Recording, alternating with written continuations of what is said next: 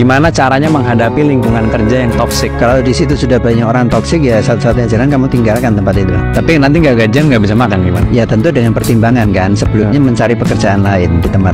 Setelah dapat, tinggalkan. Karena berat menghadapi orang yang toksik itu berat. Yang toksik ini teman setara atau pimpinan? Teman setara dan pimpinan dua-duanya gitu. Kalau teman setara gimana? Kalau pimpinan gimana? Tapi kalau teman selevel, asal pimpinan kamu itu bagus dan bisa mengerti keadaan kamu, ya kamu pertahankan di situ. Kamu harus menang. Tapi kalau sudah pimpinannya toksik, teman-temannya semua toksik, ya sudah tidak ada harapan. Mending keluar aja kalau gitu. Baik tinggalkan aja. Kalau teman-temannya toksik, pimpinan tidak, ya pertahankan di situ dengan cara kamu tetap memperlakukan orang dengan sebaik mungkin yang bisa kamu lakukan. Adapun orang mereka yang toksik itu jangan dianggap, karena biasanya kalau pimpinan yang baik, dia tahu itu, dia tahu suasana di kantornya itu, pasti dia tahu. Tapi kalau misalnya pimpinannya baik, itu kita sebaiknya mengadukan misalnya gitu. Ya kamu tidak usah mengadukan, karena mengadukan itu akan hindari orang-orang yang banyak menguras kesabaran kita, banyak nyakitin hati kita, banyak kamuflasenya. Di depan terlihat manis, di belakang ternyata nusuk. Di depan ucapannya baik-baik aja, di belakang ternyata jelek-jelekin kita. Batasin diri dalam pergaulan. Belajar untuk menghindari mereka, tapi tetap dengan cara-cara yang elegan. Gimana cara yang elegan itu?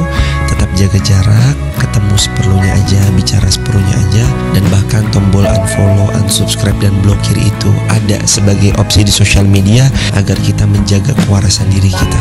Tetap waras, jaga kesehatan mental. Itu juga yang dicontohkan Rasulullah SAW. Secara lahir Nabi itu gak berkenan sama Wahsy, karena Wahsy itu salahnya salah fatal, karena membunuh ahabban nasi ila Rasulillah, yaitu membunuh Sayyid Hamzah. Jadi ketika Wahsy tobat, Nabi terima tobat. Dan ketika beliau dengan basariahnya gak siap ketemu Wahsy karena harus ingat Sayyid Hamzah, basariahnya diturutin. Oke, kamu iman, saya turutin, tapi jangan sering ketemu saya, karena kalau ketemu kamu saya masih ingat sama paman saya Sayyid Hamzah. Kita bisa ngelola seperti itu. Kita tidak cocok sama orang, bagaimanapun mereka umat Rasulullah SAW, kita tetap mencintai mereka.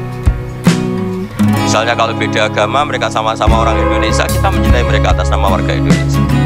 Tapi kalau misalnya potongannya ora cocok, kultur, terus bawaannya itu mangkel no coro Jawa, ya bisa diilmoni, jangan ketemu. Sudah tidak cocok, ingin ketemu nyari solusi roh rai itu kan ya repot itu. Ya sudah, kalau nggak pati cocok ya jangan sering ketemu. Dan itu kita bisa memanage seperti itu. Contoh, kalau dia lagi tantrum, ibunya begini, jangan mau diinjek-injek kepalanya, jangan mau dimarah-marahin, jangan mau dicaci maki, udah keluar aja. Terus bilang, ibu saya nggak suka ketika ibu kayak gini, karena aku juga manusia, tapi tidak menjadikan dia harus balas pada ibunya. Jadi ingat, kata-kata orang not divine kita seperti apa, tapi itu divine dia gitu maksudnya. Nah kalau dia lagi kayak gitu, ya udah jangan kita balas gitu maksudnya. Nah jadi bagi, tapi kalau merugikan kita dong, hentikan dari kezolimannya.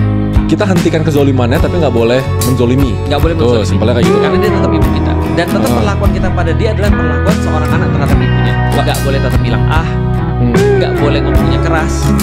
Jadi tinggal bilang aja, aku nggak suka ya kayak gini, aku pergi dari rumah. Oh, boleh kamu? Boleh, nggak ada masalah. Karena kalau kita di rumah dizolimi terus, lebih baik kita bilang, ibu aku nggak suka, aku nggak bisa balas kayak gitu, cuma aku nggak bisa digini terus, aku nggak suka, aku mau begini. Berarti kabur. Maksimalnya itu lebih cabut dulu aja berarti ya. Ya, cabut selamanya boleh. Kabur aja. Cabut selamanya jangan. Karena bagaimana dia ibu kita kan. Itu benar. Aku ngerti sih, aku ngerti banget. Karena lihat ya, begitu aku posting dengan anakku dan dengan sesuatu, orang-orang pada komen begini, andai kan semua bapak seperti itu. Aku ngerti, karena nggak semua bapak seperti aku pada anakku, berusaha untuk aku seperti anakku. Hampir mungkin bapak-bapak yang ditunggu itu bajigur. Dan juga ketika kita sebutkan tentang birrul walidain, itu paling banyak komen, andai kan ibumu kayak gini, andai kan ibumu seperti Al-Quran bisa birrul walidain. Aku ngerti juga semua kayak gitu, tapi ingat bahwasanya itu tidak menjadikan mereka tidak punya hak seorang ibu. Bisa dipahami gak sih maksudnya? Punya orang tua jahat bukan berarti kamu kehilangan sebuah kesempatan untuk dapat pahala daripada ibumu gitu maksudnya. Artinya tetap aja perlakuan ibumu dengan baik. Ketika kita merasa tidak nyaman, tidak asik dengan tetangga yang toksik, artinya saya jangan seperti dia. Jaga mulut, jaga tangan, jaga kelakuan kita, jaga pandangan mata. Boleh jadi di pandangan mata pun akan menyakiti orang. Anda lihat At-Taubah 119. Ya ayyuhalladzina amanu taqullah wa kunu ma'as-shadiqin. Hai orang yang beriman, bertakwa kepada Allah, selalu bersama dengan orang benar, orang jujur, orang soleh, orang solehah. Ini yang buat kita nyaman, kata Allah. Seseorang yang punya sifat toksik ini punya 5 ciri Kaneva. Yang pertama, orang yang toksik ini adalah orang yang egois. Mereka selalu merasa dirinya benar dan cenderung mengabaikan pendapat atau perasaan orang lain. Lalu yang kedua, orang yang toksik ini mudah sekali untuk meremehkan dan juga merendahkan orang lain. Nah, mereka biasanya akan menyalahkan orang lain untuk hal-hal yang mereka lakukan dan mereka sulit untuk mengakui kesalahan ataupun meminta maaf. Yang ketiga, orang yang toksik ini tidak memiliki kepedulian Kaneva.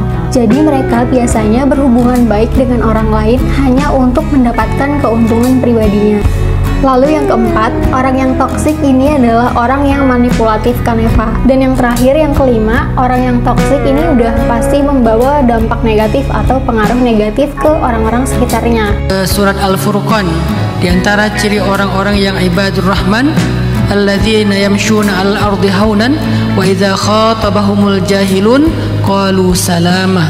Kalau mereka diperlakukan secara toksik, karena jahil itu toksik, qalu salama. Mereka hanya mengatakan yang baik-baik aja atau yang damai, udah gitu mereka abaikan, mereka menghindar. Atau Allah bilang di surat Al-Muzammil, surat tentang mental issue juga, wasbir ala ma yaqulun, bersabarlah terhadap ucapan mereka. Wahjurhum hajron jamila, tinggalkan mereka secara baik-baik.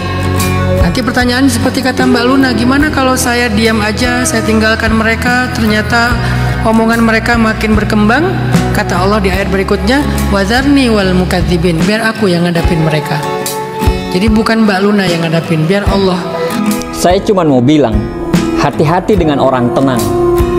Ketika kamu bertemu dengan orang yang tenang, luar biasa baik, dia selalu menghindari konflik, syukuri, dan jangan main-main dengan orang seperti dia, karena dia pasti memperhatikan semuanya. Mereka diam bukan karena mereka tidak tahu, tapi karena mereka sadar jika mereka marah itu bisa sangat menyakitkan.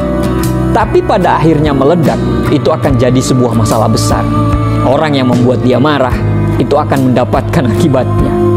Setiap orang punya batasan, dan mereka pasti juga punya batasan. Dan batasan mereka ini kadang seringkali lebih tinggi daripada batasannya orang lain. Jadi, sekali batasan itu terlewati, hati-hati, kalian akan bisa melihat marahnya sesungguhnya. Jangan pernah salah menilai, diamnya orang itu sebuah kelemahan. Di balik senyum tenangnya, ada sebuah keteguhan yang bisa mengejutkan siapapun. Saat mereka bicara, kata-katanya tidak banyak, tapi pasti tepat sasaran. Dan saat mereka bertindak, tidak ada yang sama lagi seperti sebelumnya. Karena orang yang tenang, saat mereka memutuskan untuk berdiri, siap-siap mereka akan mengguncang tanpa suara.